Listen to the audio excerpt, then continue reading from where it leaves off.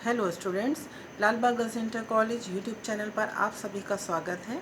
मैं Mrs Gregory आज आपके सामने फिर से क्लास 9 के लिए रंग भारती यानी एकांकी में से पहला पाठ लेकर आई हूँ, जिसका नाम है दीपदान।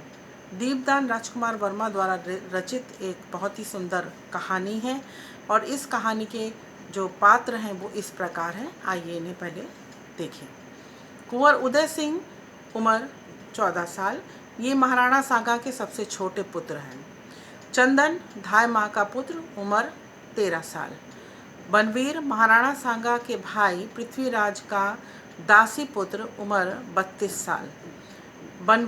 कीरत बारी, झूठी पत्तल उठाने वाला व्यक्ति, उम्र 40 साल।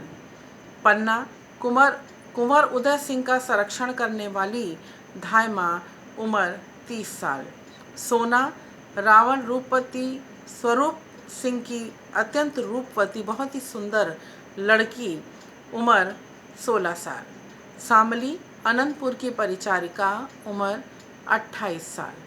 अब इस कहानी में ये है कि जो कुंवर उदय सिंह हैं वो बहुत छोटे हैं, 14 साल के। उनके पिताजी महाराणा सांगा की मृत्यु हो जाने के बाद उनको राजगद्दी पर नहीं बिठाया जा सकता क्योंकि उनकी उम्र बहुत छोटी है। तो उनके स्थान पर बनवीर को, जिसकी उम्र 32 साल है, उसको बिठाया जाता और ये कहा जाता कि जब तक ये उदय सिंह बड़े नहीं होते तब तक बनवीर ही राज्य को संभालेगा।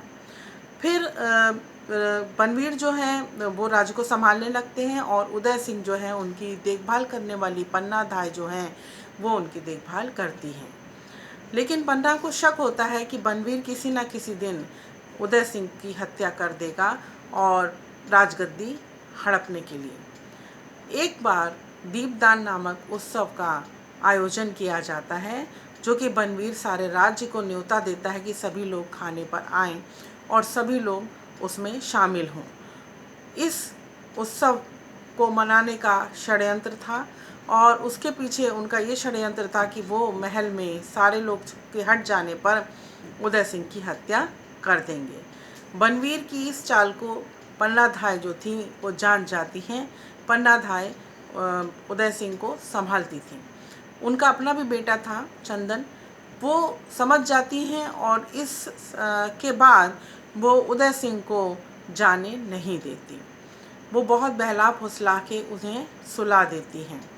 अब समस्या ये थी कि उनको कि महल में कभी भी बनवीर आ सकता था और उदय सिंह की हत्या कर देता, और ऐसे समय में वो किस तरीके से उदय सिंह को बचाती, इसलिए उन्होंने एक कीरत बारी नामक व्यक्ति को इस्तेमाल किया, उसको अपने संग मिलाया और वो झूठी पत्थर उठाने वाला व्यक्ति था। वो एक टोकरी लेकर आया और उन्होंने कहा कि तुम इस टोकरी में उदय सिंह को बैठा कर ले जाओ।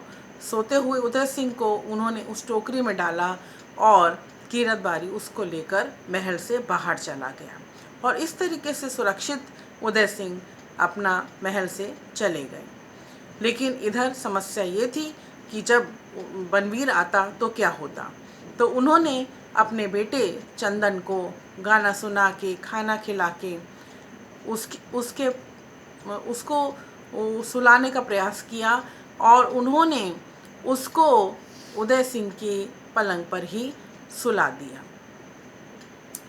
जब बनवीर आया उदय सिंह को मारने, तो चंदन को चादर से ढका हुआ ये सोचकर कि ये उदय सिंह है और उन्होंने बहुत बचाने की कोशिश की पन्ना ने, लेकिन वो बनवीर के आगे ना टिक पाई और बनवीर ने चंदन को उदय सिंह समझकर मार दिया।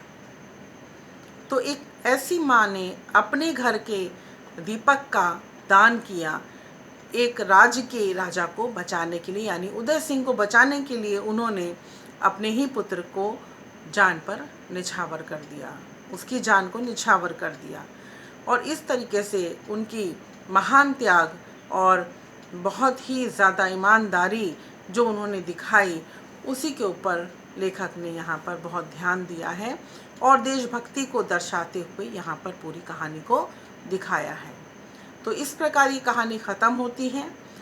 चंदन की मौत हो जाती है और पन्नाधाय रोने लगती हैं और बनवीर उसी समय महल छोड़कर चला जाता है उत्सव मनाने, क्योंकि उत्सव मनाने का उसका यही सोच थी कि इस उत्सव के बहाने वो उदय सिंह की मृत्यु कर देंगे, हत्या कर देंगे।